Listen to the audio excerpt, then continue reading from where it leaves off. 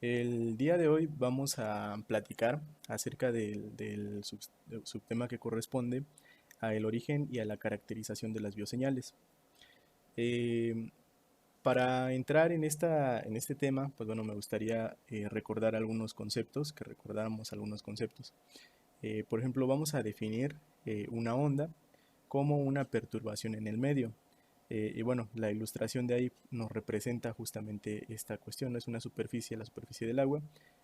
Aventamos un objeto y bueno, a la hora de que el objeto impacta, eventualmente perturba, ¿no?, el medio y se empiezan a formar estas ondas, estas formas, ¿no?, particulares. Cada una de estas formas, pues bueno, es una onda que lo único que representa es justamente eso, es una colisión, y producto de esa colisión, pues se tiene esas perturbaciones que se están desplazando a lo largo del medio. Por otro lado, una señal la vamos a definir como un conjunto de estas perturbaciones, es decir, un conjunto de ondas, pero que generalmente van a contener información.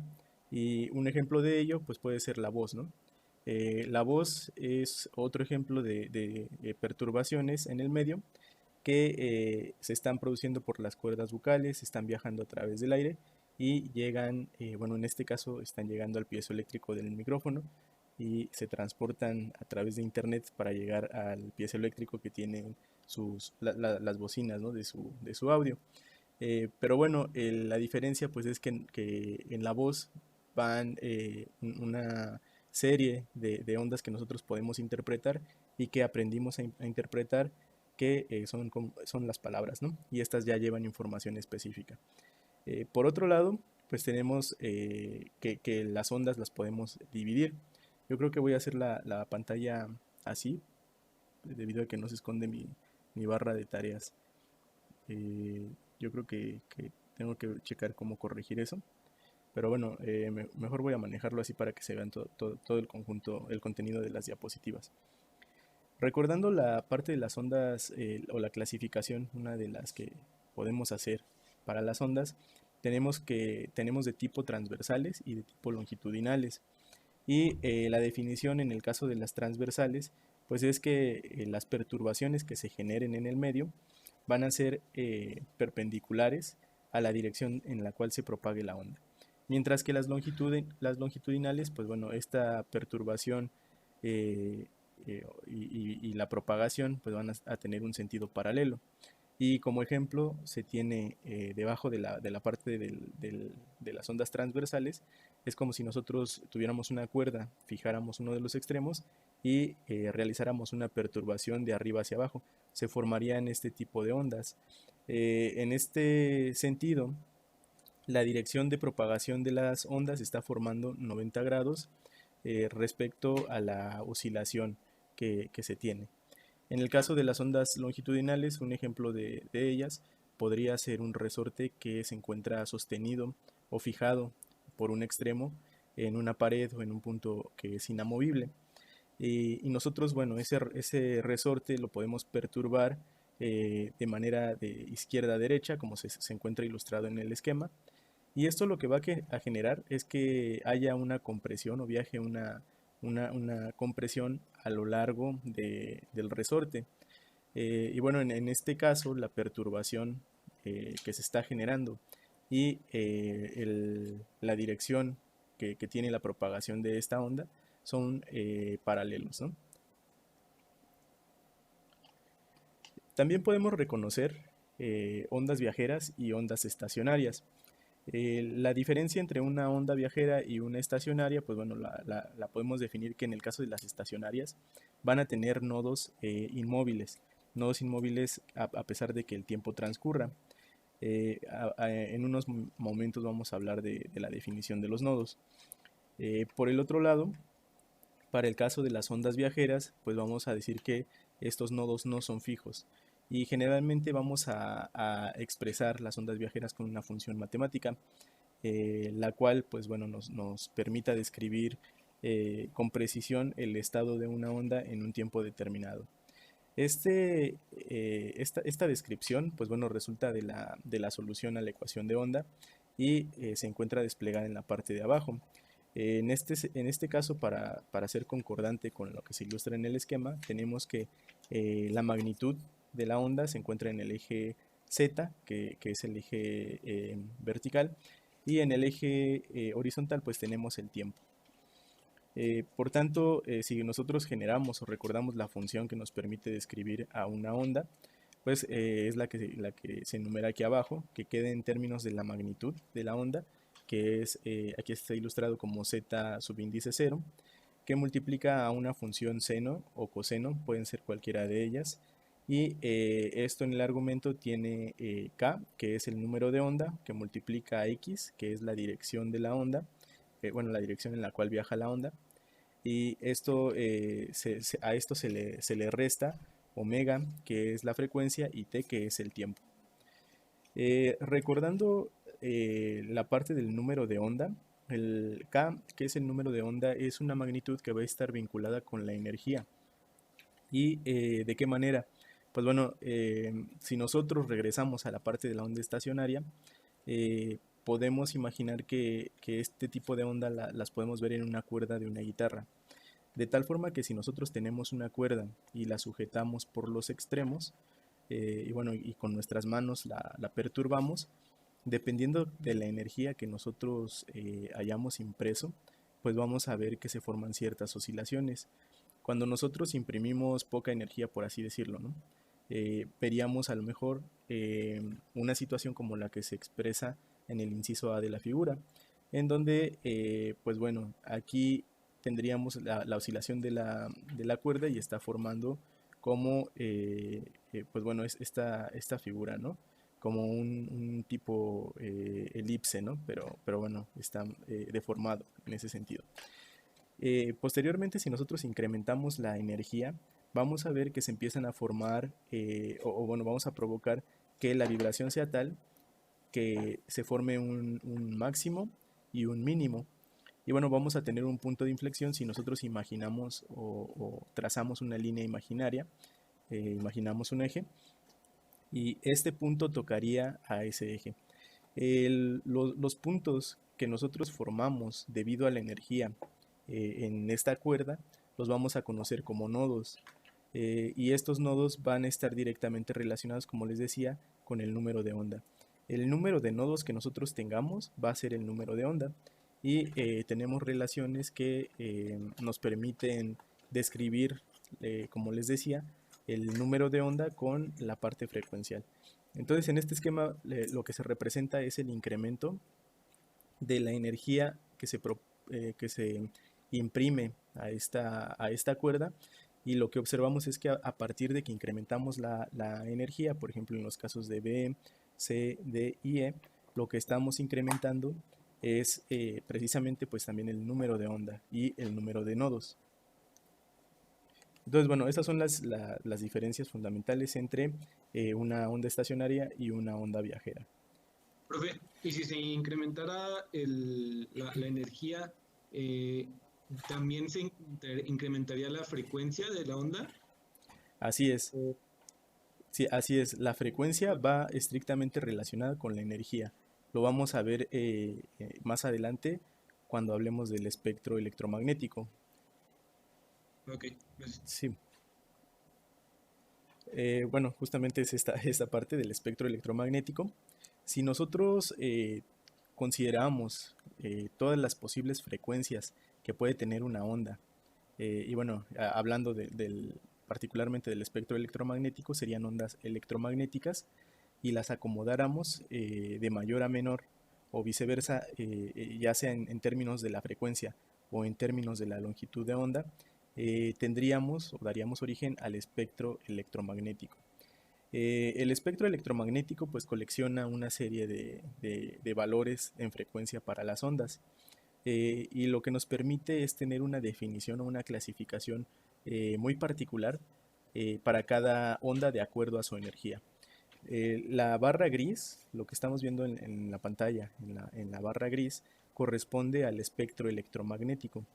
Y bueno, como ustedes pueden observar, en la parte superior se encuentra la longitud de onda. Recordarán que la longitud de onda es un punto que nosotros seleccionemos en la onda que comparte la misma energía. De tal forma que si nosotros seleccionamos un punto en la cresta de esta onda, o bueno, mejor de estas, ¿no? Que si se ven, si seleccionamos un punto en la cresta de esta onda, la longitud de onda sería la distancia que hay de esta cresta hasta esta otra cresta. Entonces, bueno, aquí tenemos la colección de longitudes de onda y en la parte de abajo tenemos la frecuencia. Recordemos que la frecuencia y la longitud de onda están relacionadas. En el caso de las ondas electromagnéticas, tenemos que la longitud de onda es igual a la velocidad de la luz sobre la frecuencia. Y bueno, ¿qué es lo que nos va a decir la longitud de onda y la frecuencia? Entre mayor frecuencia tenga un fotón o tenga una onda, mayor energía va a tener. Por el contrario, entre menor longitud de onda tenga una onda, pues mayor energía va a tener. En este sentido podemos concretar o distinguir varias secciones. Por ejemplo, se encuentra la parte de los rayos gamma, los rayos X, los rayos ultravioleta y una región muy estrecha que corresponde a la región visible del espectro electromagnético. En la región visible se encuentran los colores. Y bueno, si seguimos en la parte de mencionar la parte de las clasificaciones, tenemos que continúa la parte del infrarrojo, la parte de las microondas y la parte de las ondas de radio. Entonces yo les haría dos preguntas. La primera, em, ¿las ondas de radio también son luz? ¿Qué piensan al respecto? Pues es que Pues nosotros, sí, nos- pero no somos capaces de detectarla, nuestros ojos no son capaces de detectarla. Así es, ¿no? Por el simple hecho de pertenecer al espectro electromagnético, estamos diciendo que contienen paquetes de energía, que son fotones, y por tanto van a tener dos componentes, la componente eléctrica y la componente magnética.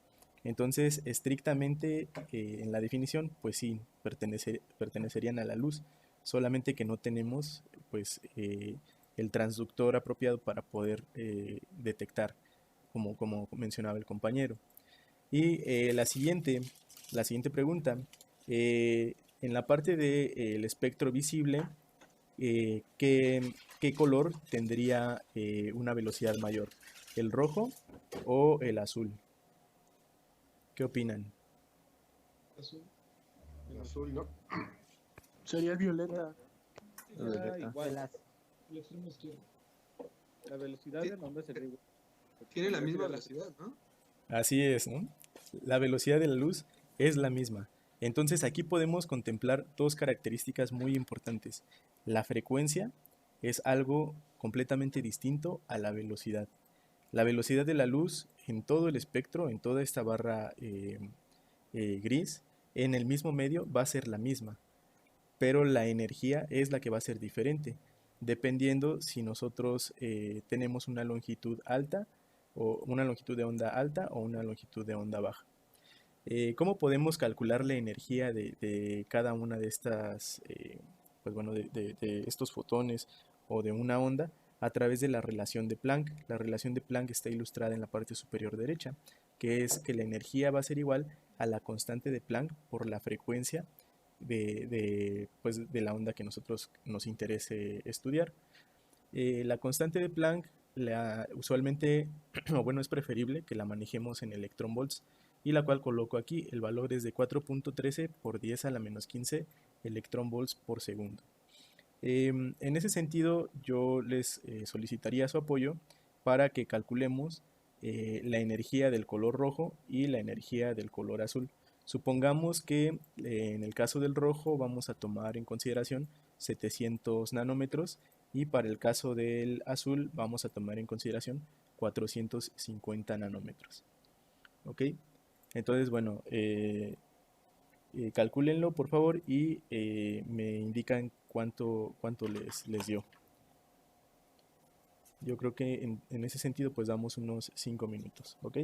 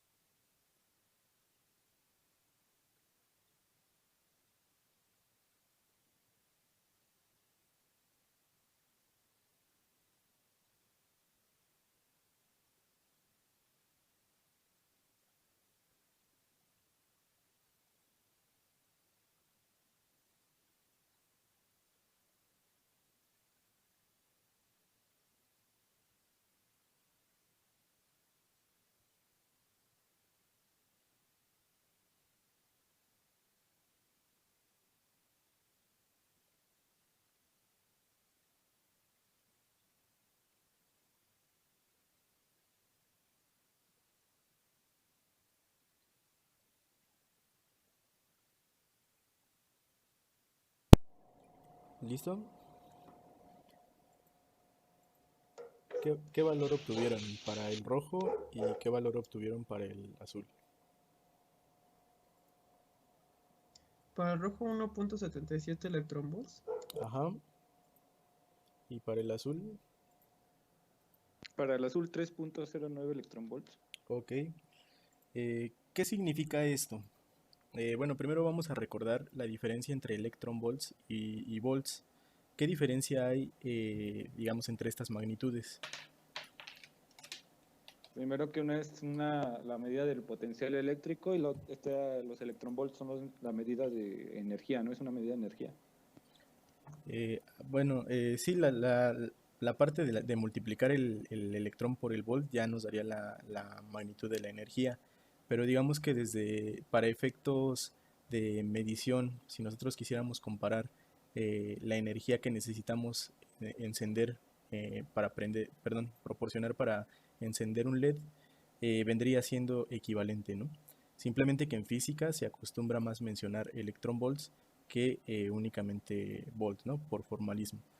En ese sentido, nosotros podríamos decir que cada vez que observamos la luz roja, pues estamos recibiendo en nuestros ojos la cantidad de 1.7 electronvolts, y cada vez que observamos el color azul, estamos observando pues aproximadamente 3 electronvolts en nuestros ojos.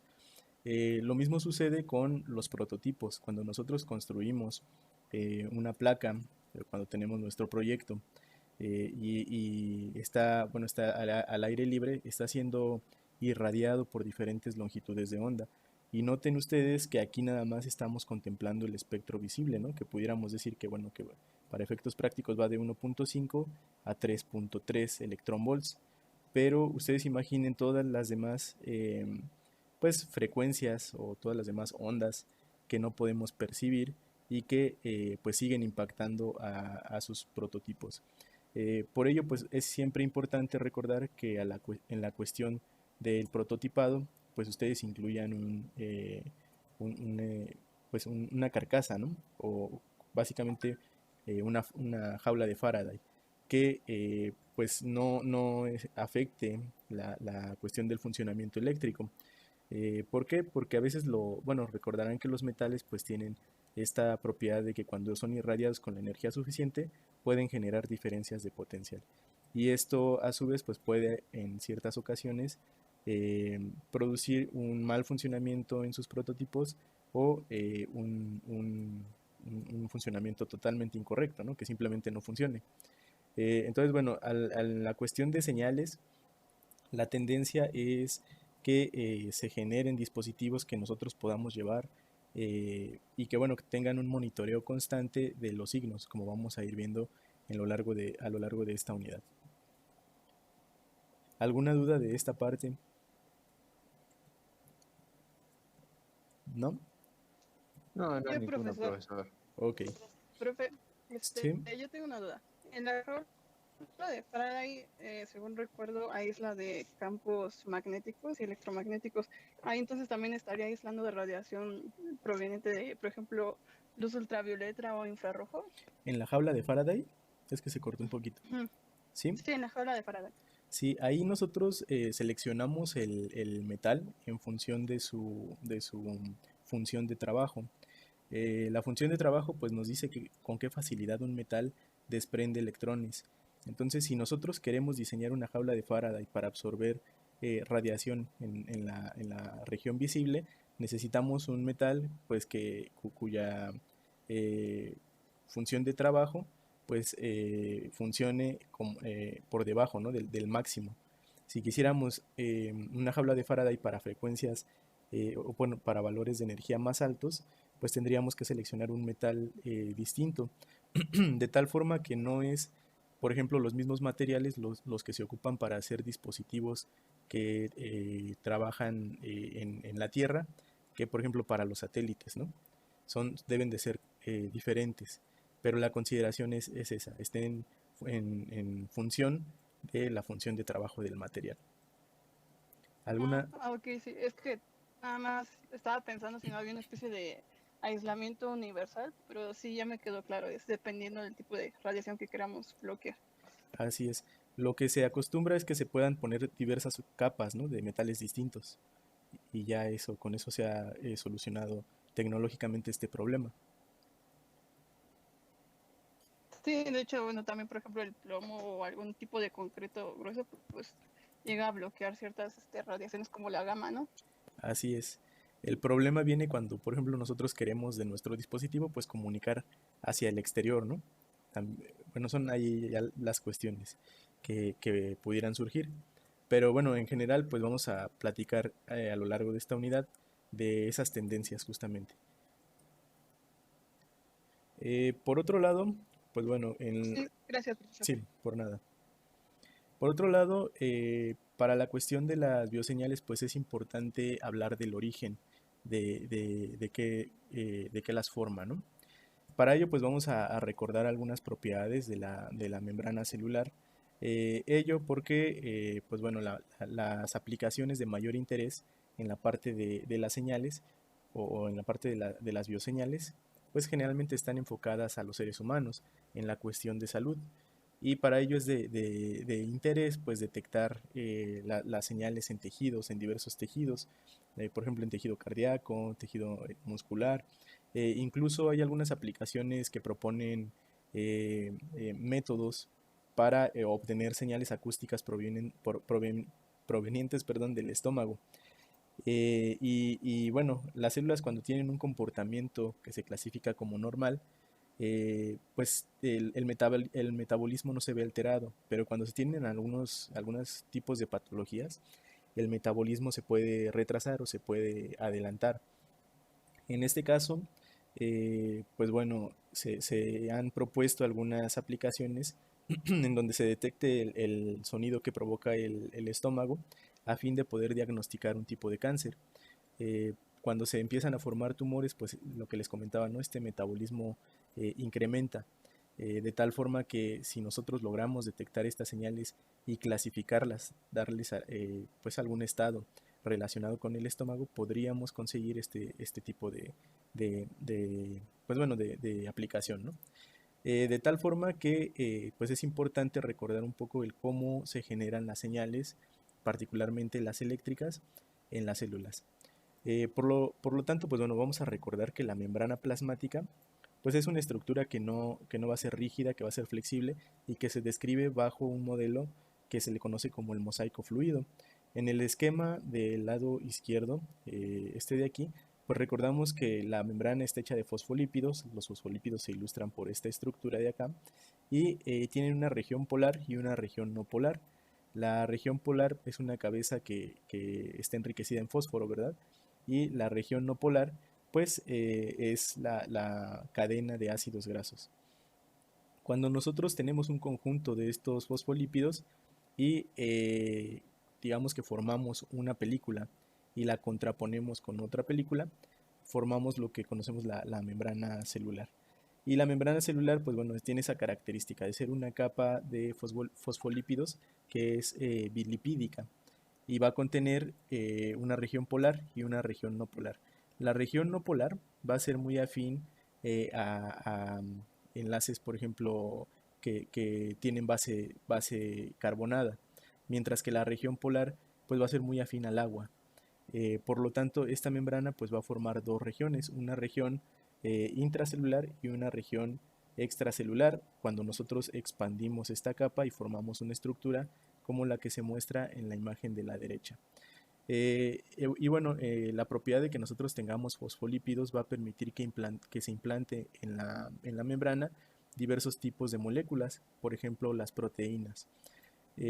Una de las características importantes de las membranas pues es la resistividad eléctrica, que es alrededor de 10 a la 15 ohms. Vamos a ver más adelante cómo es que se puede determinar esta resistencia de manera experimental. En la imagen del lado izquierdo, del lado inferior izquierdo, podemos ver una imagen que fue capturada a través de un microscopio electrónico de transmisión y así es como se puede observar, digamos, en el mundo real, una membrana, que es esta línea que aparece aquí, ¿no? Si ustedes observan, tiene dos líneas negras muy intensas. Estas líneas negras intensas corresponden a la región polar y las líneas que son menos intensas, o la región que se ve como blanca o más blanca en esta parte, corresponde a la región que es no polar. Y bueno, aquí tenemos el esquema de lo que estaríamos viendo en esta parte. Pues para capturar este tipo de imágenes se tiene que deshidratar a la célula, prepararla previamente y hacer un corte con una máquina que se llama ultramicrotomo. Permite hacer rebanadas en la célula. Después de esto se coloca el microscopio y lo que observamos después de la interacción de los electrones con la muestra, pues es esta imagen de aquí.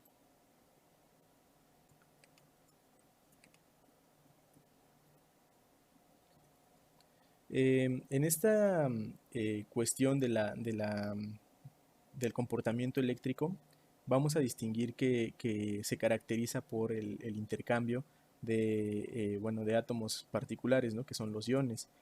En este sentido vamos a tener proteínas de transporte que se encuentran ancladas a la membrana. Dentro de la característica de las proteínas de transporte, pues bueno, va a ser que permite el intercambio de nutrientes, diversas moléculas, como les había mencionado, y las que nos van a interesar por el momento, pues van a ser los iones. Entonces, bueno, estas proteínas de transporte van a permitirnos eso, ¿no? La movilidad de los iones. En la imagen del lado izquierdo, nosotros podemos ver un esquema de cómo se muestran generalmente un tipo de proteínas de transporte, que son los canales, o que también se le conocen como poros. Estos canales se encuentran incrustados en la membrana y permite justamente este transporte, ¿no? O esta migración de iones, tanto del exterior al interior como del interior al exterior. En las imágenes que aparecen al lado de este esquema, la que aparece inmediatamente a la derecha, que sería esta de aquí, muestra una imagen en microscopía electrónica de barrido de una célula de un nematodo, particularmente de la parte del intestino, que fue sumergida en una sustancia con metales como el hierro, por ejemplo, y la intención era saturar estos canales para que se pudieran detectar con mayor facilidad.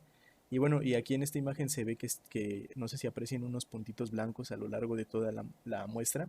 Esos puntos son los que corresponden a la parte de los canales. Por otro lado, se analizó ahora en otro tipo de gusano que se llama C. elegans. Se hizo un corte pequeño en la parte de las células, y estas se colocaron pues bueno, en interacción con otro tipo de cloruro. La intención es que se marcara la región de la membrana con este metal. Y bueno, aquí lo que observamos en la imagen inferior de la parte izquierda, pues es que todo el contorno negro es la membrana que quedó marcada. Nosotros aquí pudiéramos decir, bueno, no le veo forma de célula, ¿no? Pero la cuestión cuando nosotros hacemos o generamos muestras para microscopía electrónica de transmisión que contengan células, es que no podemos manipular una sola célula porque es muy complicado. Lo que se hace es aglomerar un conjunto de muchas células y entonces estas quedan una sobre otra.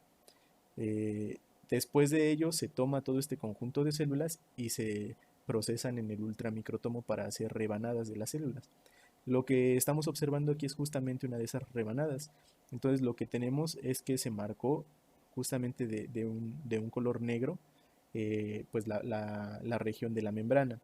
Y se ve así porque recordemos que en la microscopía electrónica de transmisión, las regiones que son más densas, es decir, que pudieran tener metales, se van a ver más oscuras cuando estamos en configuración de campo claro.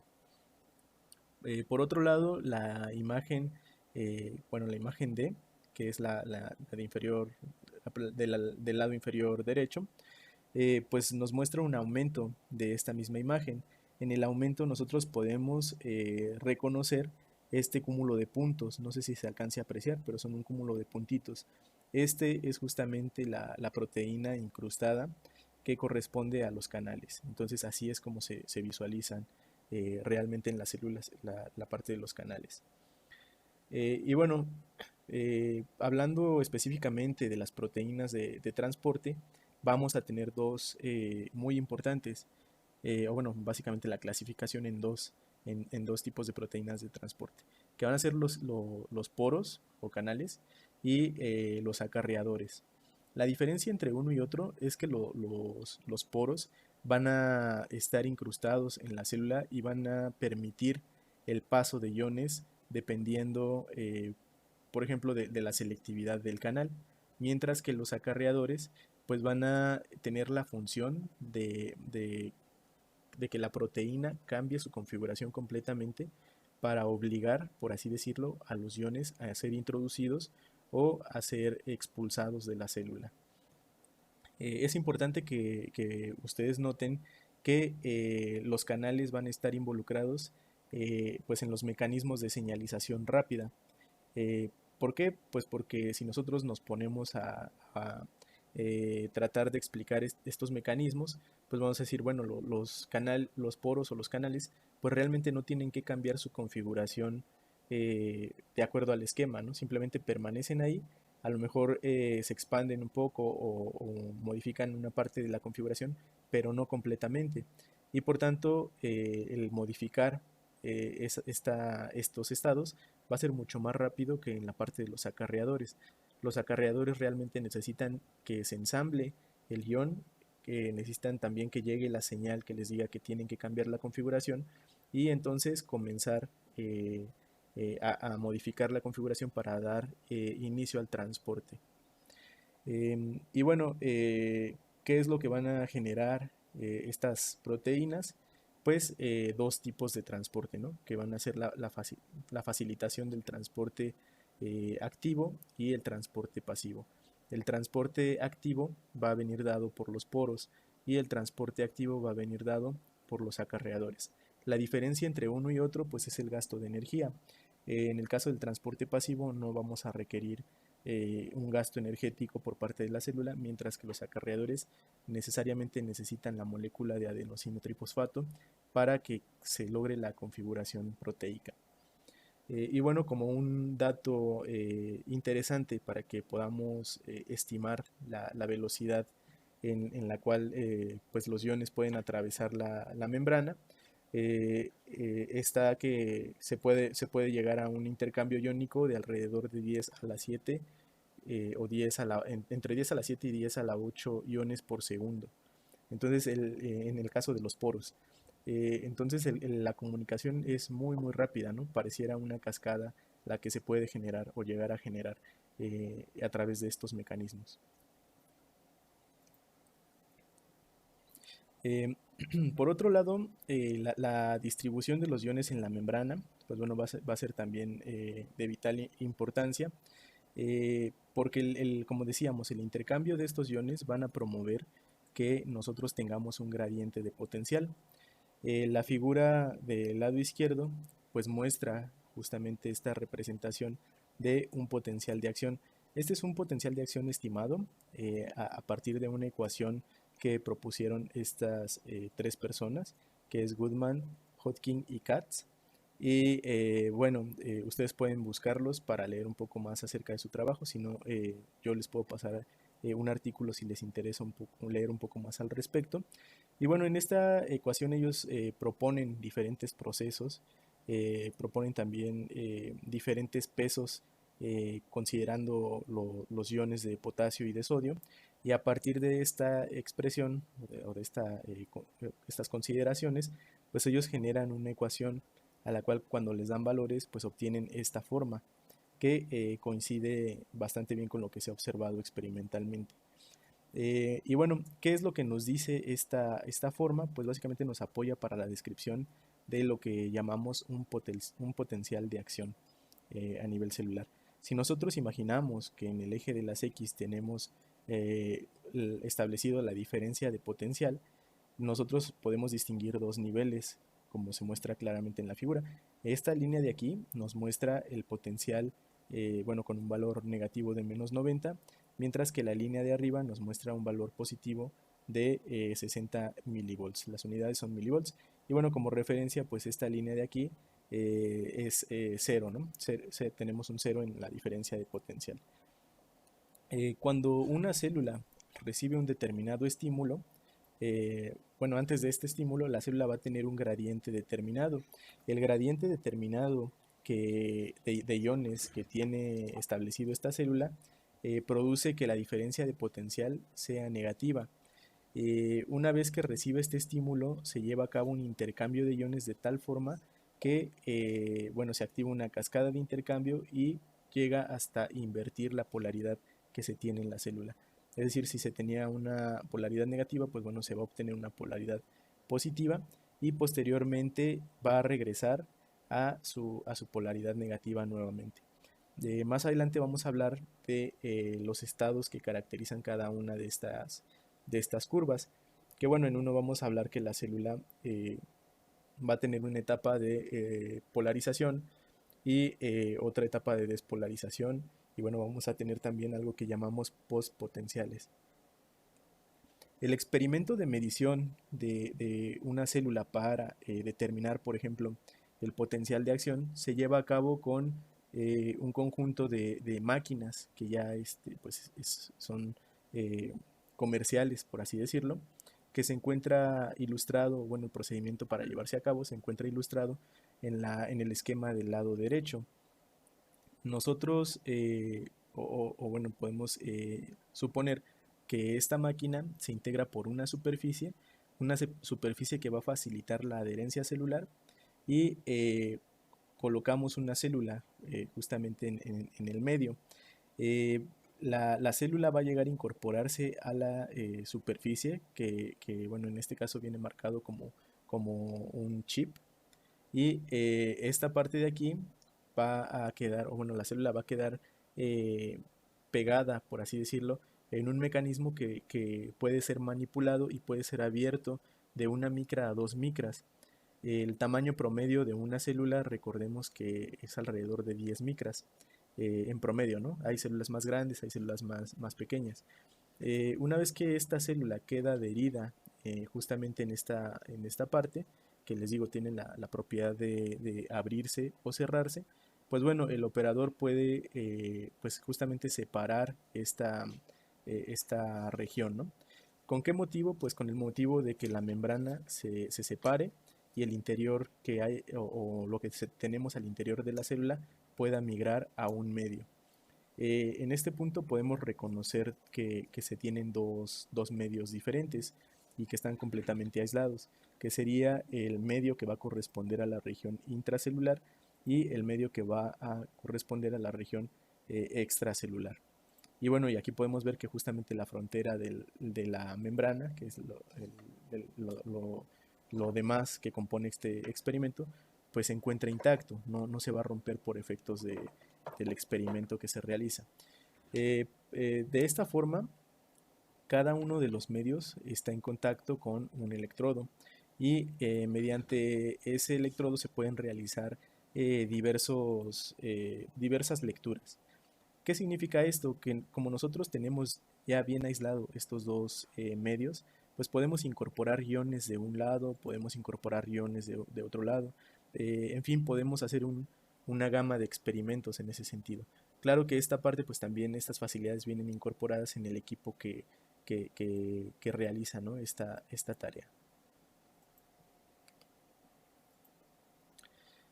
Ok, entonces también les preguntaría, ahora que ya hemos abordado la importancia del intercambio de iones a través de diversos, o bueno, de los mecanismos tanto pasivo como activo, les preguntaría particularmente en la parte de los canales que facilitan el transporte por difusión simple, que es un transporte pasivo, ¿qué es lo que hace que un canal de iones sea permeable para una especie de ion en específico? ¿Qué consideran ustedes? El tamaño del Pues canal. lo que necesita la célula, ¿no? Porque dependiendo de lo que necesita la célula, si necesita más potasio o menos calcio, pues hace que sea permeable. Ok, en el caso de los canales, acuérdense que los canales se encuentran colocados en la célula. de tal forma que propiamente la célula no va a tener control sobre estos canales en ese sentido, ¿no? Digamos que si yo tengo un ion y el ion pues pudiera entrar por ahí, pues entraría, ¿no? Teóricamente. O lo que les preguntaría, ¿el canal sirve para pasar todos los tipos de iones? No. No, no, por eso es selectivo, ¿no? Solamente dependiendo de la, ay, ¿cómo podría decirse? Como compatibilidad que tenga. Ok, así es, ¿no? Necesariamente los canales van a ser específicos. Entonces vamos a dar respuesta a esta pregunta con el contenido que veremos a continuación. Primero recordar pues la importancia del transporte de iones en una célula. Pues vamos a disponer en este esquema vamos a disponer que la célula pues tiene la parte de la membrana celular que se encuentra ilustrada por el color amarillo sólido. Y bueno, vamos a tener la inserción justamente de los canales que se encuentran en color rojo y en color azul.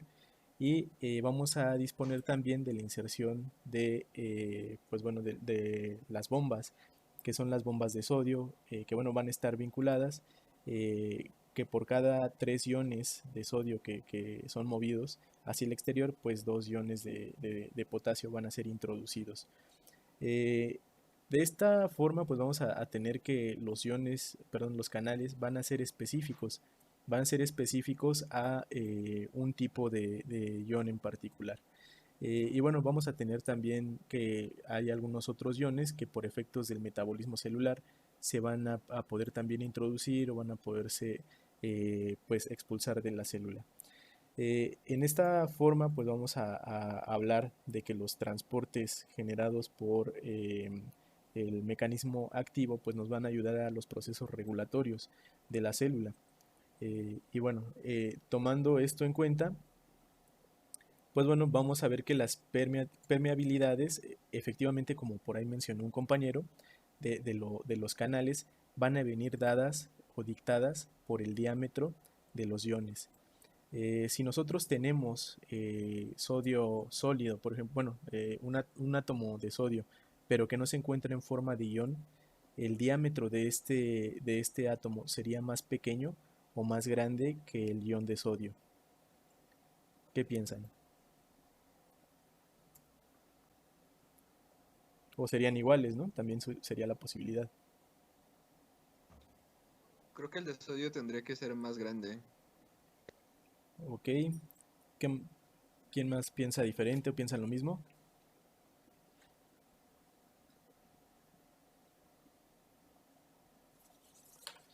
Bueno, pues efectivamente. Pues sí, yo creo que tiene que depender mucho del ion, ¿no? O sea, no va a caber un cloro en un sodio, tiene que ser como que por tamaños o por afinidad al mismo ion. Así es. Pues bueno, efectivamente, cuando nosotros tenemos un átomo que tiene todos sus electrones, puedes decir que no es un ion, pues va a tener un diámetro determinado. El hecho de que nosotros formemos un ion de potasio, ¿qué significa? Que le tuvimos que quitar un electrón. Entonces, como quitamos un electrón, desde el punto de vista de un modelo cuántico, por ejemplo, reducimos el volumen de densidad de probabilidades, ¿cierto? Y eso implica que si quitamos un electrón, el diámetro se reduce necesariamente. Entonces los iones los iones positivos van a tener un diámetro menor que los iones negativos, por ejemplo, y también dependiendo del número atómico, pues también va a ser la variación del diámetro. De esta forma, pues bueno, se postuló la teoría ya desde hace tiempo que existe un filtro de selectividad, y es decir que la parte de los canales va a estar regida, o el funcionamiento de los canales va a estar regida por este principio, por el principio del filtrado por selectividad. Y bueno, se estima que el tamaño de selectividad puede oscilar, por ejemplo, entre 3 por 5 Armstrongs en promedio para formar un anillo, o bueno, más bien que está formado por un anillo de oxígenos que deriva de moléculas del tipo de carbonilos, que son estas que estamos observando aquí, ¿no? En azul. De esta forma es como si nosotros pusiéramos una rejilla en cada tipo de canal, en donde tenemos una rejilla pequeña y una rejilla grande. En el caso de que los canales de sodio quisieran incorporar iones, pues bueno, el diámetro o el tamaño disponible va a ser menor que para el de los canales de potasio. Entonces, bueno, el esquema como tal de un canal sería el que se muestra en la figura de la izquierda, en donde tenemos la membrana pilipídica, que está ilustrada aquí en amarillo. Tendríamos la parte de que nosotros insertamos un canal, y bueno, el canal pues es una proteína, ¿no? Y este canal va a tener esta configuración morfológica, va a tener algunos sitios particulares en donde va a estar una distancia estrecha que corresponde a la abertura que vemos en la figura derecha. De tal forma que los iones que cumplan con este tamaño pues van a poder entrar con facilidad, y los iones que cumplan o que no cumplan con este tamaño pues no van a poder entrar. Ahora yo les preguntaría, a pesar de esto, de este canal, ¿no? que es realmente selectivo, ¿qué pasaría, por ejemplo, con un ion que sea muy, muy pequeño y que, pues, propiamente entre, ¿no? O cumpla con la definición de entrar? Por ejemplo, el ion de hidrógeno. ¿Creen que el ion de hidrógeno entraría por las bombas de sodio y de potasio o no entraría? ¿Qué es lo que creen?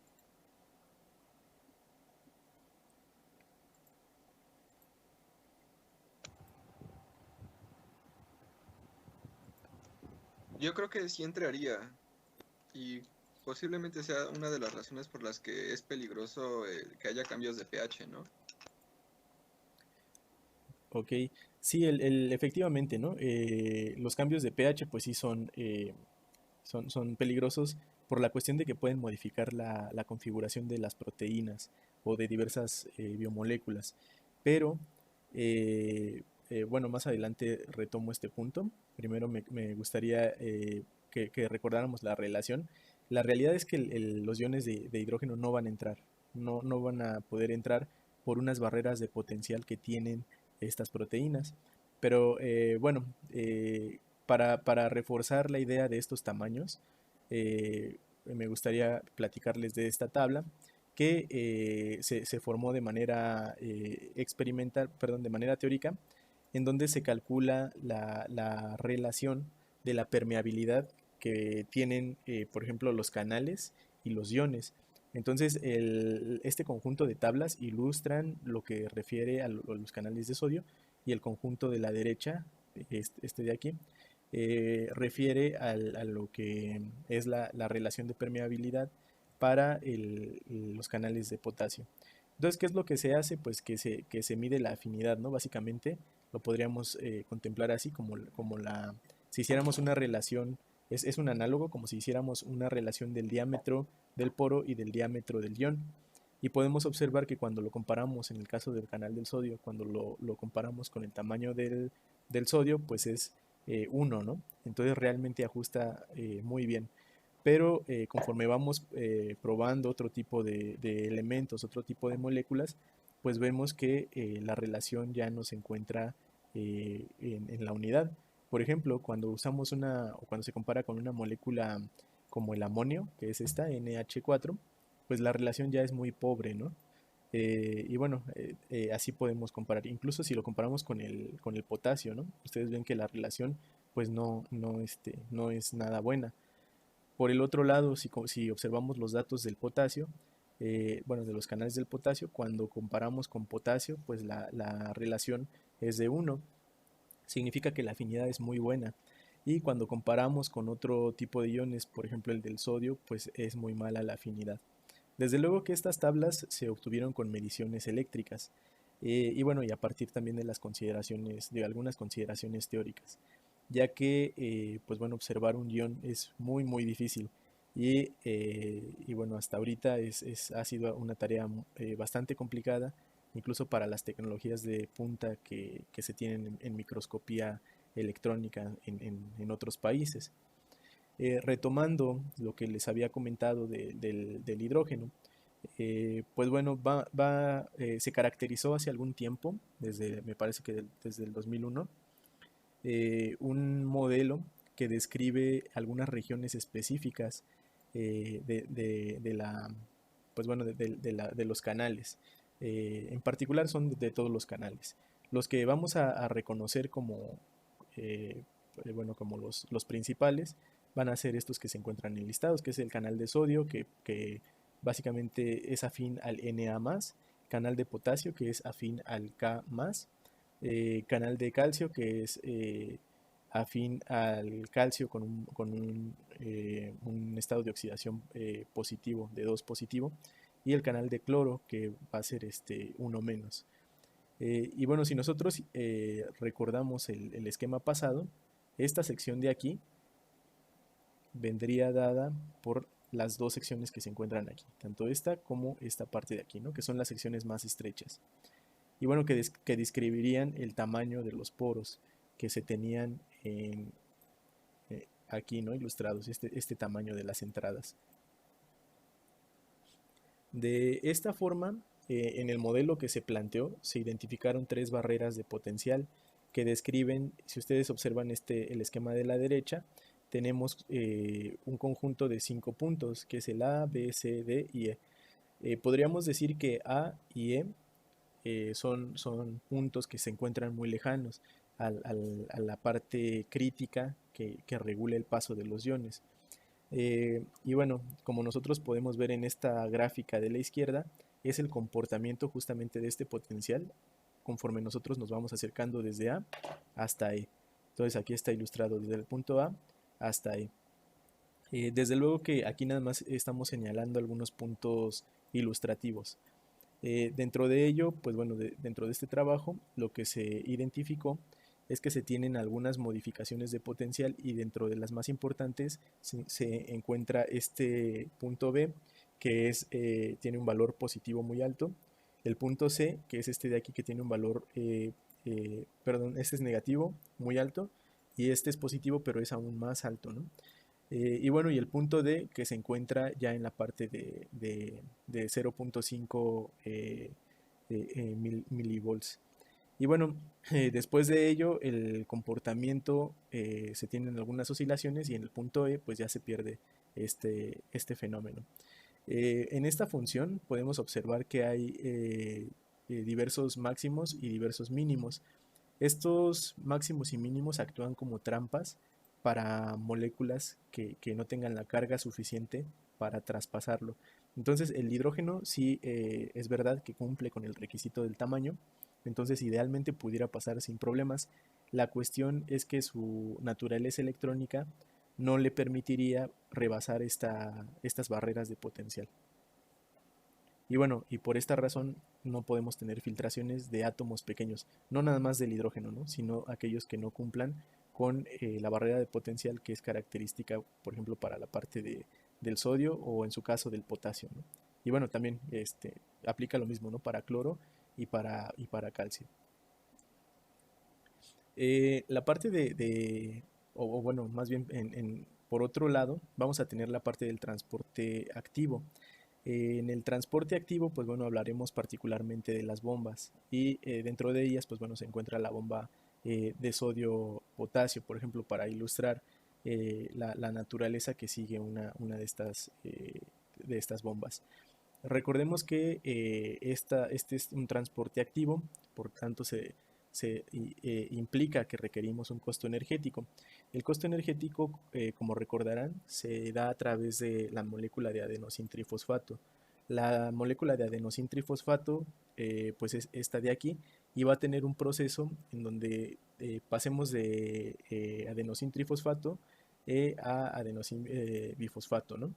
Que sería esta parte de aquí. En esta transformación se va a tener una liberación de energía de 30.5 kilojoules. ¿Cómo ustedes imaginan que esta energía es aprovechada, por ejemplo, por las bombas para cambiar su configuración? Que es el ciclo que está ilustrado aquí, que ahorita vamos a platicar de él. ¿Cómo se imaginan que se aprovecha esa energía? Muchas veces el transporte es en contra del gradiente, ¿no? O sea, no es favorable. Bueno, sí, no, el gradiente no es a favor, sino en contra. Ok. Solo, bueno, voy a comentar este esquema para que quede un poco más claro y ya después regreso a la pregunta. Este esquema de aquí ilustra pues justamente una bomba. La bomba no es otra cosa que un acarreador, es decir, una proteína que va a cambiar su configuración para transportar iones. Ilustra el ciclo que se genera en la hora de transportar iones. Entonces involucramos la parte del gasto energético. Tenemos primero la proteína en un estado natural. En el caso del transporte del sodio, o bueno, primero del transporte del potasio, todas estas reacciones son reversibles, ¿no? Entonces podemos pasar a la incorporación de los iones de potasio. Acuérdense que habíamos dicho que eran 2 iones de potasio por cada 3 de sodio. Entonces pasamos a la parte de la incorporación de los iones de potasio. La molécula de adenosín trifosfato se pega en esta proteína o en esta subunidad proteica, y esto permite que haya un cambio de la configuración. Digamos que se activa la proteína y empieza a transportar a los iones de esta forma, ¿no? Este sería un paso intermedio. Digamos que ya van por la mitad los iones y después finalmente quedan expulsados por estos iones. Por otro lado, la proteína pues queda libre de ese lugar y bueno, de la ocupación de estos iones que estaban adheridos, y puede llegar por otro lado los iones de sodio para adherirse en la región activa. Estos iones son transportados ahora al interior, que sería el proceso inverso, y finalmente llegan al otro lado y se liberan. De aquí se recupera la parte del ADP, y la molécula puede volver a hacer el ciclo nuevamente, ¿no? La proteína puede comenzar nuevamente. En este sentido, lo que estamos viendo es que hay una configuración de la proteína, o sea, hay un cambio tridimensional de la proteína. Es como si fuera una máquina. Esta máquina se empieza a mover y hace este desplazamiento. Al menos eso es lo que se ha observado ya a nivel experimental, ¿no? Que realmente sí se tiene un cambio de forma en este sentido. La pregunta ahora es, la proteína cambia, ¿no? Cambia por efecto o gracias a la energía que es proporcionada por esta molécula. Pero ¿cómo es esa energía aprovechada por la proteína? Digamos que tenemos, no sé, esta reacción y se libera calor, y luego ¿qué hace el calor? O ¿qué es lo que ustedes recuerdan que pasa para que esa energía sea aprovechada?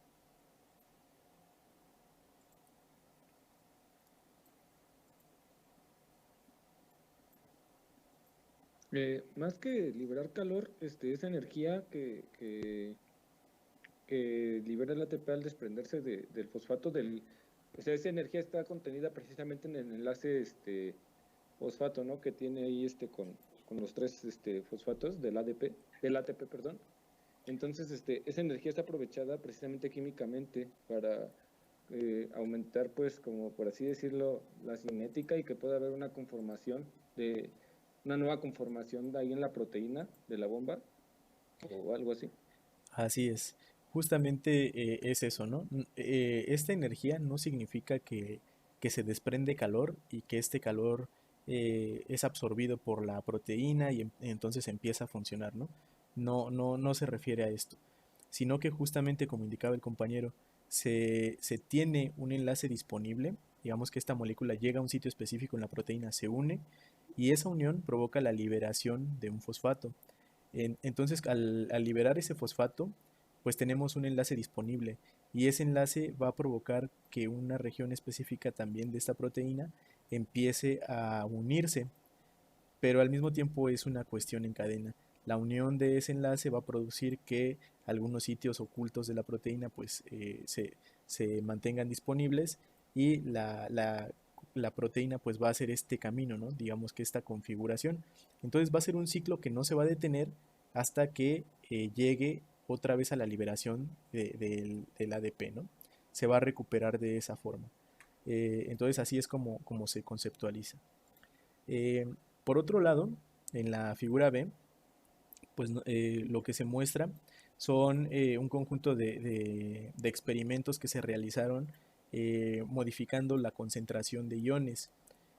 Por ejemplo, se tenían iones de sodio y iones de potasio de manera conjunta en la parte extracelular. Y lo que se hizo fue medir el potencial interno y, bueno, respecto al externo, desde luego. Y lo que se observó, perdón, fue esta variación. Aquí los puntos blancos representan digamos, la mezcla de 90, una solución de iones de sodio 90 milimolar, y en la parte de potasio una solución de 1 milimolar. Esta solución en conjunto se colocó en el exterior de la célula y al medir la relación de corriente, la corriente está ilustrada por la región o el eje vertical, y la diferencia de potencial se encuentra en el eje horizontal. Al medir esa relación tuvimos este tipo de curvas. Por otro lado, se modificó, bueno, primero se mantuvo la concentración de sodio y se aumentó la concentración de potasio, y el resultado fue que esta curva creció, ¿no? Como lo pueden observar aquí. Por otro lado, se redujo completamente la parte del sodio y en la parte de potasio pues se agregaron una solución 5 milimolar, y se obtuvo este comportamiento eléctrico que aparece en esta parte, dado por los triángulos azules. Y al disminuir el gradiente de concentración de potasio, pues se observó esta caída, ¿no? En el comportamiento. Si se fijan, pues son comportamientos completamente diferentes por el medio extracelular que nosotros tengamos presente. ¿Qué va a significar esto? Pues bueno, que en las cuestiones biológicas, si nosotros medimos una persona que se encuentre deshidratada o que se encuentre con un exceso de iones, pues ustedes pueden observar que la relación de voltaje o bueno, diferencia de potencial respecto a corriente, pues es completamente distinta en un caso y en otro caso. Entonces, en las cuestiones biológicas esto va a ser pues importante a la hora de que nosotros hagamos experimentos relacionados con la adquisición de señales.